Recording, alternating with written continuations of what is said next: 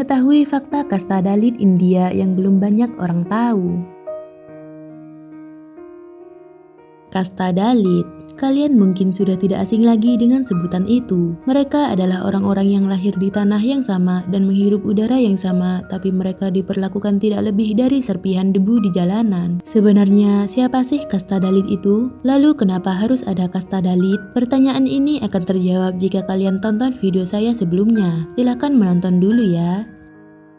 Di tanah kelahiran sendiri, orang Dalit dianggap tidak lebih dari bayang-bayang yang pantas diludahi, diinjak, dan ditolak oleh dunia yang mengaku bermartabat. Bahkan, suara mereka dianggap najis, seakan udara pun harus dijaga dari keberadaan mereka. Mereka tidak pernah memiliki tempat, tidak ada air dari sumber desa yang boleh mereka sentuh, juga tidak ada tempat duduk yang bisa mereka tempati di bawah atap yang sama dengan mereka yang lahir dari kasta yang lebih tinggi. Jika mereka berani mengangkat wajah, cambuk sosial dan tamparan penghinaan telah siap untuk menghancurkan semangatnya. Jika seorang anak dari kasta Dalit berani bercita-cita, maka dunia akan memastikan bahwa impian itu akan patah sebelum tumbuh. Perempuan dari kalangan Dalit bukan hanya dikucilkan, tetapi juga dinistakan, diperlakukan seolah tubuh mereka tidak memiliki hak untuk dihormati. Ini merupakan cerita nyata dari kehidupan orang-orang kasta Dalit, kaum minoritas yang bahkan dianggap tidak layak untuk disentuh dan dimasukkan dalam jajaran kasta paling rendah di India. Kasus-kasus kekerasan terhadap orang Dalit masih marak terjadi di India dan sering menjadi berita utama. Dalam strata nasional tradisional India, kaum Dalit menempati lapisan paling bawah yang kerap disebut sebagai untouchable atau orang-orang yang tidak layak untuk disentuh. Istilah ini mencerminkan sebuah keyakinan bahwa interaksi langsung dengan mereka, bahkan sekedar bersentuhan sekalipun, dianggap mencemari kemurnian ritual golongan yang mengaku berkasta tinggi. Selama berabad-abad, kaum Dalit diperlakukan sebagai komunitas di luar kelas masyarakat. Mereka tinggal terpisah di pinggiran desa atau pemukiman kumuh, dijauhkan dari kuil, sumber air, sekolah, serta fasilitas umum lainnya yang dipakai oleh kasta yang lebih tinggi. Dalam tradisi Hindu konservatif, status kenajisan Dalit diletakkan sejak lahir dan diwariskan secara turun-temurun, seolah sebuah takdir sosial yang tidak akan pernah bisa berubah. Sebutan Dalit sendiri bermakna tertindas atau terinjak. Bahkan pada zaman dahulu, mereka diwajibkan membunyikan lonceng di leher mereka agar keberadaannya dapat dihindari oleh orang-orang kasta tinggi. Meskipun praktik-praktik paling ekstrim seperti ini mulai jarang ditemukan di era modern, namun banyak bentuk pengucilan halus maupun terang-terangan masih berlangsung, terutama di pedesaan. Contohnya di banyak desa India, orang Dalit tidak diizinkan menggunakan sumur atau keran air milik umum, dan jika mereka berani menyentuh sumber air bersama, mereka kerap kali mendapat denda, dipukuli, atau bahkan lebih buruk lagi. Sebuah laporan menyebutkan bahwa sekitar 50% desa di India masih menolak memberi akses air terhadap kaum Dalit, memaksa mereka mencari air ke tempat lain atau menunggu bantuan dari orang kasta yang lebih tinggi. Di sekolah-sekolah pedesaan, murid dari kaum Dalit sering dipisahkan peralatannya. Mereka tidak boleh minum dari gelas yang sama dan harus meminta teman sekelas dari kasta atas menuangkan air ke tangan mereka dari jarak tertentu. Orang-orang Dalit secara tradisional juga terbatasi pada pekerjaan-pekerjaan yang dianggap hina. Mereka menjalani profesi seperti tukang sampah, penyamak kulit, petugas kremasi jenazah, atau pembersih kakus. Jenis-jenis pekerjaan yang bagi kasta atas dianggap kotor secara fisik maupun spiritual. Jika seorang Dalit mencoba menjalani pekerjaan atau peran di luar yang ditentukan untuk mereka, maka reaksi keras telah menantinya di depan mata. Misalnya terdapat kasus-kasus di mana seorang pemuda Dalit dipukuli massa karena nekat menaiki kuda atau memakai pakaian pengantin yang mewah dalam prosesi pernikahannya. Bahkan dalam situasi bencana pun, Dalit masih diperlakukan berbeda serta dianggap menjijikkan.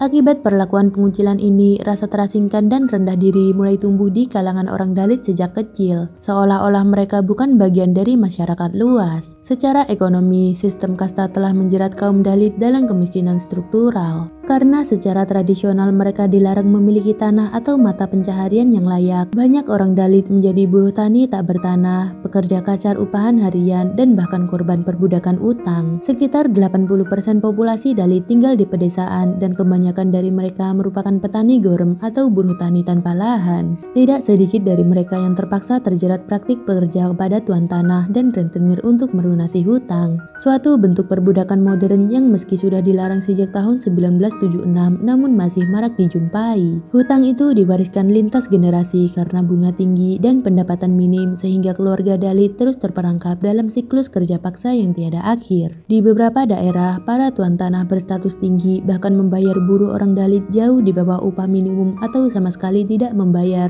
dan setiap usaha protes dari kaum Dalit dapat berujung pada kekerasan fisik.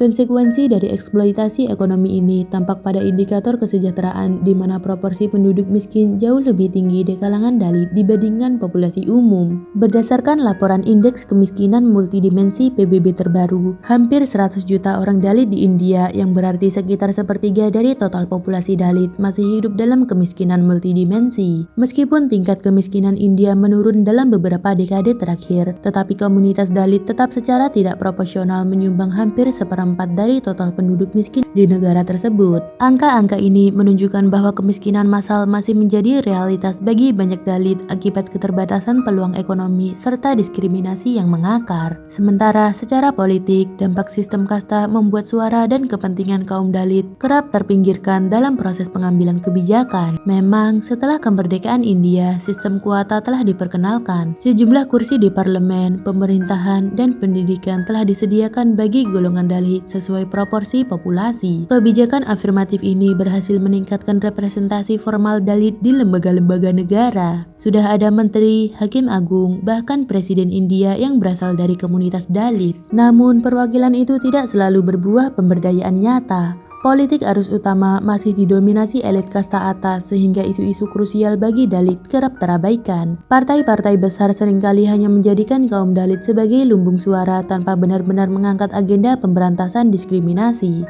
Meski orang-orang Dalit seringkali mendapatkan diskriminasi, mereka dituntut untuk selalu pasrah dan menerima. Ini karena mereka tidak bisa melakukan perlawanan ataupun naik kasta. Secara tradisional, sistem kasta bersifat tertutup. Status ini telah ditentukan sejak lahir dan tidak dapat diubah sepanjang hayat. Artinya, ketika seseorang lahir sebagai Dalit, ia juga akan mati sebagai Dalit. Sebuah kenyataan pahit yang harus dihadapi komunitas ini. Meskipun seseorang dari komunitas Dalit berhasil memperbaiki taraf hidup atau menempuh pendidikan tinggi, secara sosial ia kerap masih dipandang berkasta rendah oleh lingkungan yang bias. Mereka juga memiliki pergaulan sosial yang dibatasi. Misalnya, keluarga kasta tinggi masih banyak yang menolak menerima menantu dari kalangan Dalit, dan hingga kini angka pernikahan antar kasta di India masih tergolong rendah, berkisar di bawah 10% dari semua pernikahan yang menandakan terbatasnya asimilasi sosial. Selain itu, pandangan yang merendahkan terhadap Dalit masih lestari hingga kini. Dalam banyak kasus, identitas kasta seseorang langsung terbaca dari nama belakang, kampung asal, atau bahkan warna kulit serta penampilan. Begitu mereka diketahui sebagai Dalit, dengan segera mereka akan mendapat perlakuan yang berbeda. Bagi banyak keluarga Dalit miskin, menyekolahkan anak hingga jenjang tinggi adalah tantangan yang sangat besar. Itulah mengapa tingkat melek huruf komunitas Dalit secara nasional tercatat sekitar 66%, masih di bawah rata-rata nasional sekitar 73%. Kesenjangan ini lebih parah untuk perempuan Dalit, sekitar 56% dari mereka yang melek huruf. Selain faktor biaya dan kemiskinan, diskriminasi di sekolah juga menyebabkan tingginya angka putus sekolah. Diperkirakan hampir 60% anak yang putus sekolah di India berasal dari komunitas Dalit. Lingkungan sekolah yang kurang ramah, perlakuan kasar, atau pengucilan oleh guru dan siswa lain membuat banyak anak Dalit mundur teratur dari pendidikan formal. Dan pada akhirnya, tanpa pendidikan yang memadai, mereka hanya memiliki peluang kerja yang terbatas, sehingga sangat sulit bagi Dalit untuk naik ke status ekonomi yang lebih tinggi. Di sisi lain, secara resmi konstitusi India sudah menghapus sistem kasta dalam hak-hak sipil. Namun penerapan hukum seringkali tidak efektif dalam melindungi kaum Dalit. Contohnya, Undang-Undang Pencegahan Kekejaman tahun 1989 telah dibuat untuk menghukum pelaku kekerasan terhadap kasta terjadwal termasuk kaum Dalit. Namun dalam praktiknya, banyak kasus kekerasan terhadap Dalit tidak berujung vonis karena proses hukum berbelit dan bias. Dalit yang berusaha memperjuangkan haknya seringkali menghadapi intimidasi dari pelaku yang biasanya dari kasta yang lebih tinggi, sehingga sangat takut melanjutkan upaya hukum. Singkatnya, meski Dalit sederajat di depan hukum, faktanya perlindungan hukum bagi mereka sangatlah lemah. Hal ini menciptakan semacam langit-langit sosial yang sulit untuk ditembus. Sekalipun individu Dalit mampu secara ekonomi atau pendidikan, lingkungan sosial hukum yang diskriminatif menghambat mereka dari banyak aspek, mulai dari promosi karir, kesempatan bisnis, hingga akses ke posisi yang berpengaruh. Pengucilan terhadap kasta dan kemiskinan ibarat dua sisi mata uang yang saling memperkuat satu sama lain dalam kehidupan komunitas Dalit. Sejak lahir, anak-anak Dalit mewarisi posisi sosial orang tua yang marginal. Mereka tumbuh di lingkungan serba kekurangan, termasuk gizi yang buruk, sanitasi buruk, serta pendidikan yang minim, sehingga perkembangan mereka menjadi terhambat. Data menunjukkan lebih dari separuh anak Dalit mengalami stunting karena malnutrisi yang kronis. Angka kematian anak balita Dalit sangat tinggi, yaitu 56 per 1000 kelahiran dibanding rata-rata nasional yang sekitar 50